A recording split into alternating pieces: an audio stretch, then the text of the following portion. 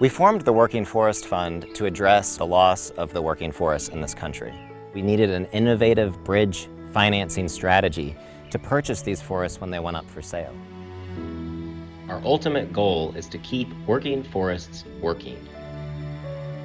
We're interested in protecting it for its inherent ecology, but we're also interested in the way that the landscape can support people and jobs in rural areas. We're working in the Southeast, the Northeast, the North Coast of California, the Pacific Northwest, and every timber-producing region in between. Our goal is to protect 5 million acres of working forests that are threatened by conversion or fragmentation. The Beebe River Forest in New Hampshire is a great example of our model for protecting working forests across the United States. At over 5,000 acres, it shares a 6.5-mile boundary with White Mountain National Forest. By protecting this working forest land, we're preserving jobs that rural communities depend on, while also protecting water resources, clean air, and wildlife. We worked to buy this property because it was a threatened forest being sold by an investor. And ultimately, our objective here is to establish a forest management plan, work with our partners on a conservation easement, and ultimately we will resell the property to a private buyer in the future. At some point, there'll be an underlying fee owner that can continue to do forestry. Very good system to keep land open but still generating jobs and income. This property is a keystone in connecting the 800,000 acres of public land.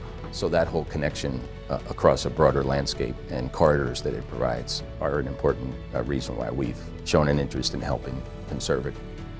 Many millions of jobs rely on the forest products industry, and many millions of Americans rely on these products every single day.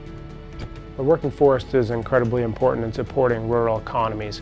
We're talking about parts of the world and parts of the country that there isn't a lot of economic opportunity and there are not a lot of jobs. So this area certainly fits that description.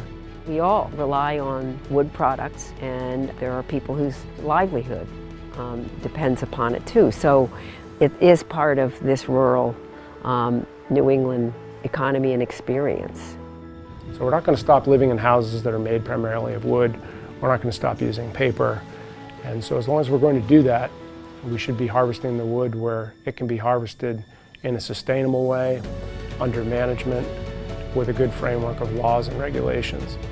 We rely on our foundation partners, corporations, individual donors, and even in some cases lenders. We also rely on the local community stakeholders, the town representatives, the state agency representatives, our federal partners across many different federal agencies.